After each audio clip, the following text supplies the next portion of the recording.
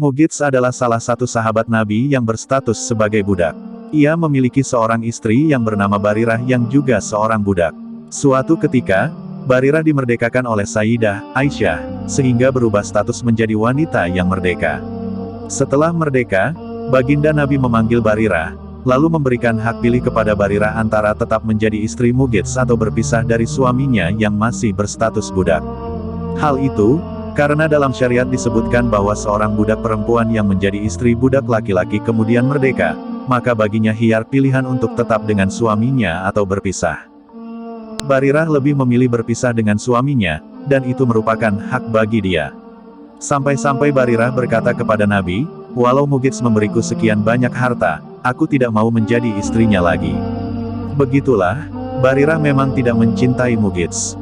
Saat diberikan pilihan oleh Nabi, ia lebih memilih berpisah. Bukan karena Mugits tidak baik, juga bukan karena Barirah seorang yang berakhlak buruk, tapi itulah pilihan, untuk mencintai ataupun tidak. Berbeda dengan Barirah, Mugits justru sangat mencintai Barirah. Bahkan setelah berpisah, Mugits terus membuntuti Barirah di jalan-jalan kota Madinah, sambil mengharap belas kasih dari Barirah. Mendapati hal itu, Baginda Nabi bersabda kepada pamannya, yakni Abbas, "Wahai Abbas, tidakkah engkau heran betapa besar rasa cinta Mugits kepada Barirah?" Namun Barirah sedikit pun tidak mencintai Mugits. Kemudian Baginda Rasul merasa kasihan terhadap Mugits. Beliau memanggil Barirah, lalu berkata kepadanya, "Andai saja engkau mau kembali kepada Mugits." Nabi mengatakan hal itu karena merasa kasihan dengan Mugits, bukan karena ingin memerintah Barirah kembali ke Mugits. Namun karena begitu takzimnya seorang Barirah kepada Nabi, ia memastikan dan bertanya kepada Nabi tentang maksud dari permintaan kembali ke Mugits. Ia mengatakan, "Wahai Rasulullah, apakah engkau memerintahku?" Nabi menjawab, "Aku hanya ingin mengasihani Mugits." Barirah mengatakan, "Aku sudah tidak lagi membutuhkannya." Begitulah kehidupan, terkadang apa yang kita inginkan tidak selalu terwujud.